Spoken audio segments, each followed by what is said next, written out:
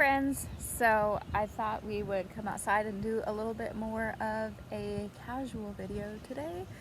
We are going to start, I'm going to start doing first chapter Fridays, where I talk about a book that we have in the collection and I read you the first chapter.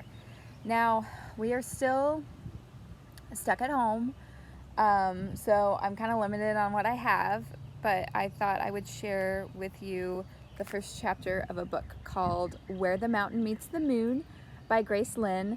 So this book I'm reading aloud this year to second grade and one third grade class, because you already were doing the other read aloud that I had planned.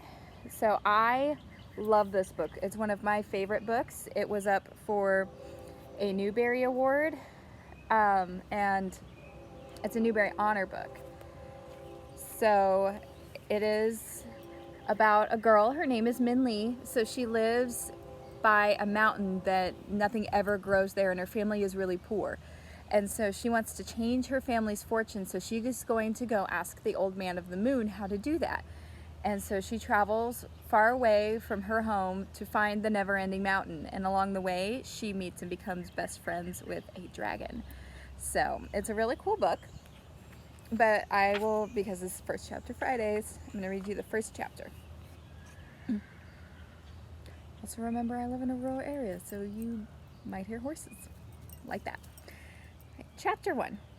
Far away from here, following the Jade River, there was once a black mountain that cut into the sky like a jagged piece of rough metal. The villagers called it Fruitless Mountain because nothing grew on it, and birds and animals did not rest there. Crowded in the corner of where Fruitless Mountain and Jade River met was a village that was the shade of faded brown.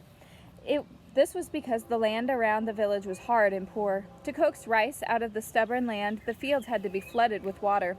The villagers had to tramp in the mud, bending and stooping and planting day after day. Working in the mud so much made it spread everywhere, and the hot sun dried it onto their clothes and hair and homes. Over time, everything in the village had become the dull color of dried mud.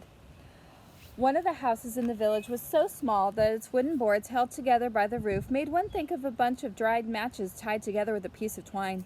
Inside, there was barely enough room for 3 people to sit around the table, which was lucky because only 3 people lived there. One of them was a young girl called Min Lee. Min Lee was not brown and dull like the rest of her village. She had glossy black hair with pink cheeks, shining eyes, and was always eager for adventure, and a fast smile that flashed from her face. When people saw her lively and impulsive spirit, they thought her name, which meant quick thinking, suited her well. Too well, her mother sighed, as Min Lee had a habit of quick acting as well. Ma sighed a great deal, an impatient noise that usually accompanied with a frown at their rough clothes, run-down houses, or meager food.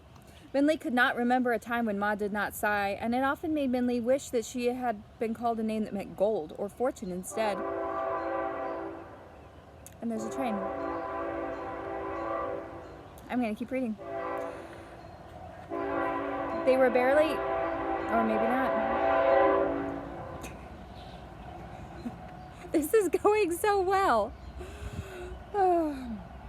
They were barely able to harvest enough rice to feed themselves, and the only money in the house were 2 old copper coins that sat in the blue rice bowl with a white rabbit painted on it. The coins in the bowl belonged to Min Lee. They had been given to her when she was a baby, and she had had them for as long as she could remember. What kept Min Lee from becoming dull and brown like the rest of the village were the stories that her father told her every night at dinner. She glowed with such wonder and excitement that even Ma would smile, though she would shake her head at the same time. Ba seemed to drop his gray and work weariness. His black eyes sparkled like raindrops when he began a story.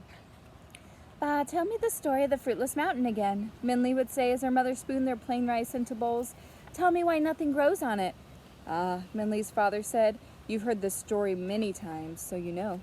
"Tell me again, Ba," Min Lee begged. "Please."